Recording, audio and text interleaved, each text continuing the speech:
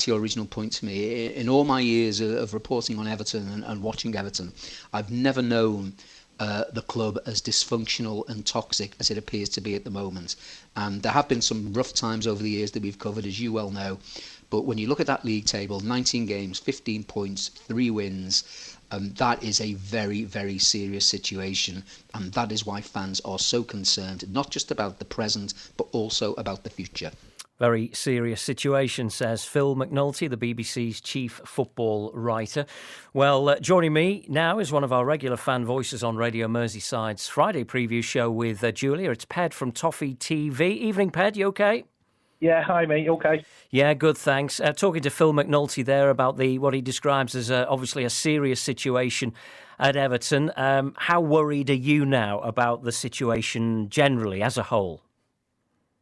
I think obviously very, very worried, but it's obviously more than just what's happening on the pitch at the moment. It's obviously the whole club just seems to be in a mess at the moment, and obviously this issue with the board and the fans, it simply can't be repaired, and you do wonder where we go from here. We've got a manager who feels like, if the situation was different, he would have been sacked by now. Obviously, we haven't brought any players in, and I think everyone knows we do need players to improve us. So the whole situation is really worrying because it's not just one thing, and it really feels like there has to be a change at the top for something to happen, and it filter down into the manager and then onto the team. You talk there about whether or not this relationship between the board and the fans can be repaired. Can it be repaired with, for example, signings and wins? Obviously, getting up the table obviously helps. Or is it beyond that? Or is it going to need maybe somebody to come in and buy the club, as we were hearing from Phil McNulty there? I think it needs someone to buy the club, to be fair, because I think what's happened over the weekend with the various statements that have come out from the club and the statement last night, I think fans feel, and I certainly feel like as a fan base we've been lied to. I feel like we've been used, and the statements over the weekend really do contradict each other. And the club knew what was happening over the weekend. They knew there was going to be fan protests. We've seen an apology from Ian Wright today, saying he got it completely wrong on Match of the Day and those kind of things. And as a fan base, I think we feel betrayed. We feel betrayed by our own football club. And I think that's the biggest issue, and I don't think this board can get past that. What about Frank Lampard, Ped? He's obviously under pressure. Many fans are supporting him, not all, but some, or a lot. Where do you stand there? Does he need a chance to work this out on the pitch if he can get some players in? It's a really difficult one because I don't actually think a lot of fans are looking that far ahead, and really we should be. We should be either backing our manager or sacking him. I'd love to see some players come in because the squad seriously need them. I don't know if Frank Lampard's the right man to take us forward because I think he's been very naive in his tactics. But at this stage, there seems to be a power vacuum at the top of the club.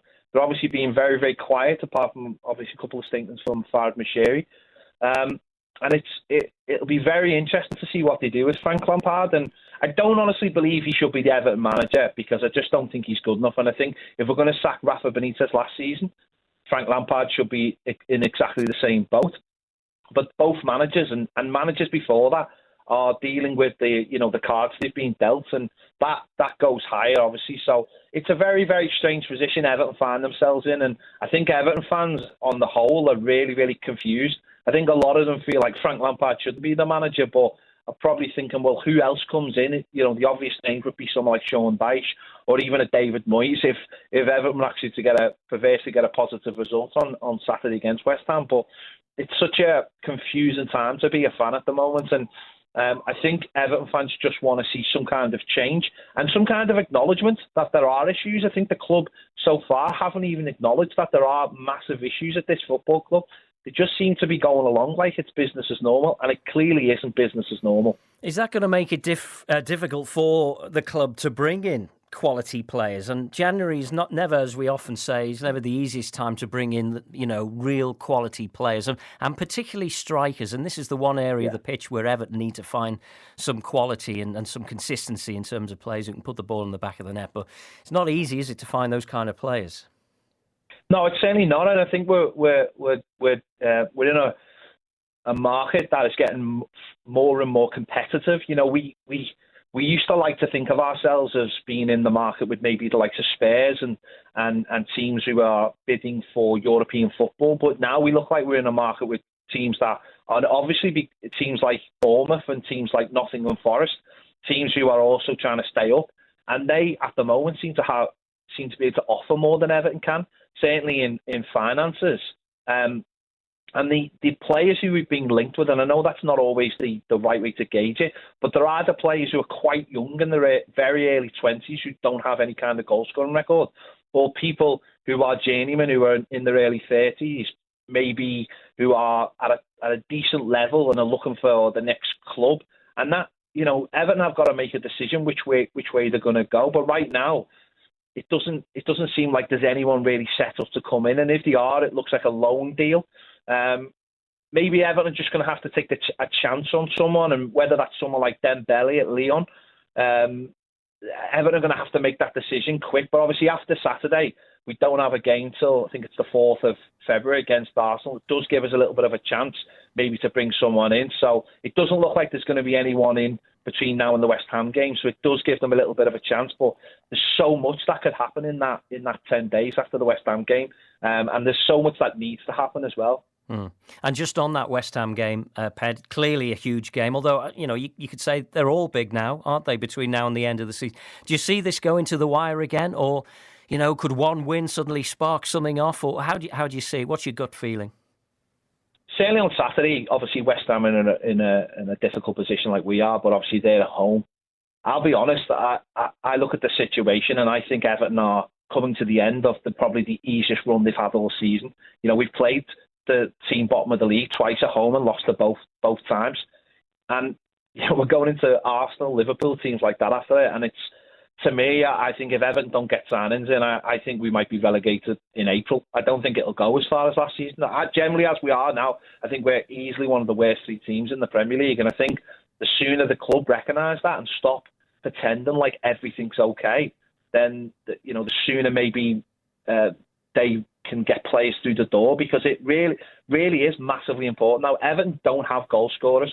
If Dominic Calvert-Lewin, and that's it, and until they bring in someone to help them, we are going to find ourselves in a lot of these games where maybe we get one goal.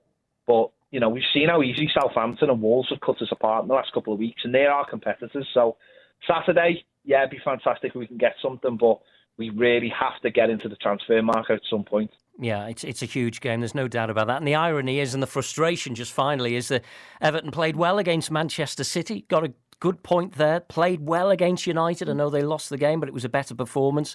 But then they're losing the games against all those teams around them, which is worrying, obviously, going into Saturday. Yeah, I think when we play 3 or 5 at the back, and we are given very little chance in a game, and then there's no pressure on us, I think Everton players perform better. The problem is that when we play 4-3-3, it doesn't work. And when you try and play 3 at the back against someone like Southampton that you have to have a go at, it doesn't work either. So actually games against the top sides, Everton will come out looking more better, and it'll probably look more positive.